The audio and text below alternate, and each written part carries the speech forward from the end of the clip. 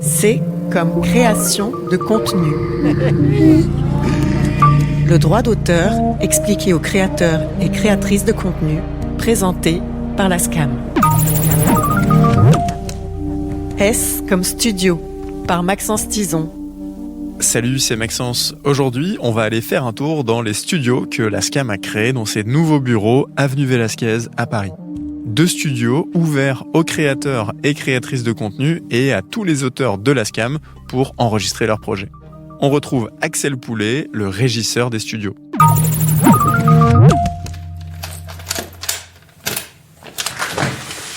Je m'occupe de toute la gestion technique, administrative et tout ce qui est l'exploitation finalement des 2 studios de la SCAM, donc studio son et image. Commençons par le studio dédié à l'image. Est-ce que tu peux nous en parler ? Il faut imaginer une pièce d'environ 25 mètres carrés, donc on a 5 mètres sur 5 mètres à peu près.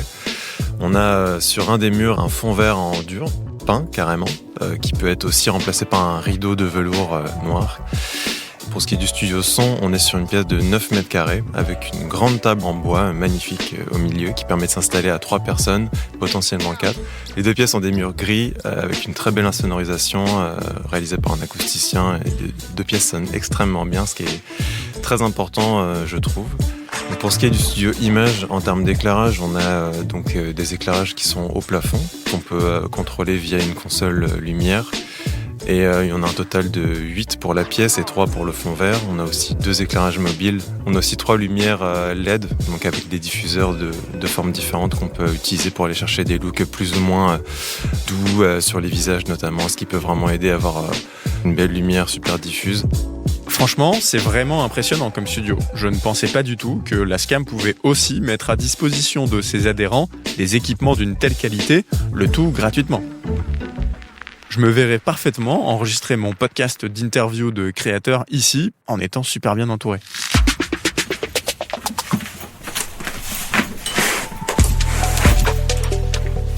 Pour ce qui est du studio son, on a une lumière LED qui est au plafond. Et donc on peut changer en couleur, on peut changer en intensité, on peut créer des ambiances différentes. En plus de ça, on peut évidemment interchanger les équipements d'un studio à l'autre pour aller décupler les possibilités. Et la raison pour laquelle je parle des lumières dans le studio son, c'est parce qu'on peut également se filmer dans le studio son. Oui, et d'ailleurs, toute la liste du matériel, mise à jour régulièrement, est sur le site de la SCAM. Il y a notamment des caméras de cinéma Sony FX6, les fameux micros Shure SM7B et un tas d'autres équipements vraiment pro.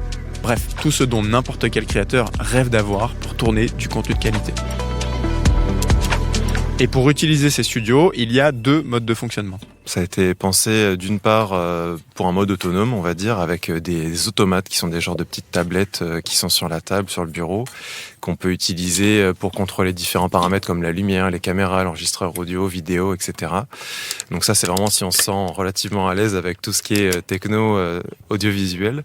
Ensuite, il y a le mode moins autonome, on va dire, où donc je vais être en accompagnement du créateur ou de la créatrice. Et donc là, on va travailler ensemble pour réaliser le projet qu'ils souhaitent réaliser au plus proche de ce qu'ils avaient imaginé. En plusieurs mois de fonctionnement, c'est vrai que j'ai noté qu'il y avait déjà une grande variété de créateurs et de créatrices qui sont passés par le studio. Donc j'ai à la fois des créateurs plus web, donc YouTube et autres plateformes, qui vont aller créer des nouveaux formats ou translater des formats qui existent déjà sur leur chaîne.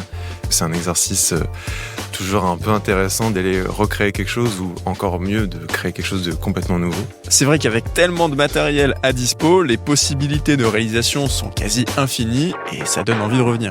J'ai aussi des créateurs et créatrices qui sont plus issus de médias plus traditionnels, on va dire, donc du documentaire typiquement. Et eux qui vont utiliser principalement le studio pour de l'entrevue. Mais j'ai aussi beaucoup de podcasts pour des créateurs qui viennent créer un nouveau format podcast alors qu'ils viennent plus d'un background image. En dehors de ça, qui sont les usages principaux, j'ai des choses qui vont aller de vraiment de tests images avec du fond vert, de l'incrustation, à quelqu'un qui va venir en solo enregistrer une voix off pour un documentaire ou un projet plus long métrage qui est vraiment en finalisation, en post-production, au mix. Et on vient rajouter des petites choses à la toute fin. Donc je trouve la beauté de ces studios, c'est qu'on peut un peu y faire ce qu'on a envie d'y faire finalement. Les studios sont donc réservés aux adhérents et adhérentes de la SCAM et aux lauréats et lauréates de Brouillon d'un rêve et sont disponibles gratuitement sur réservation. Il suffit d'envoyer un mail à studio au pluriel studios @scam.fr et vous allez tomber sur Axel. Vous pouvez lui demander les disponibilités du studio et présenter votre projet en quelques lignes. Il verra avec vous ce qu'il est possible de faire. Pour ce qui est des disponibilités, on peut réserver jusqu'à 2 mois à l'avance, donc 2 mois glissants. Par exemple, le 1er janvier, on peut réserver jusqu'au 1er mars, etc. Si vous voulez en savoir plus sur Brouillon d'un rêve Impact, vous pouvez écouter l'épisode B comme bourse et je vous redonne le mail pour réserver les studios studios studio@scam.fr. Vous avez écouté C'est comme création de contenu, un podcast de la SCAM présenté par Maxence Tison, écrit et produit par Isabelle Durier et réalisé par Emmanuel Beau. À retrouver sur scam.fr.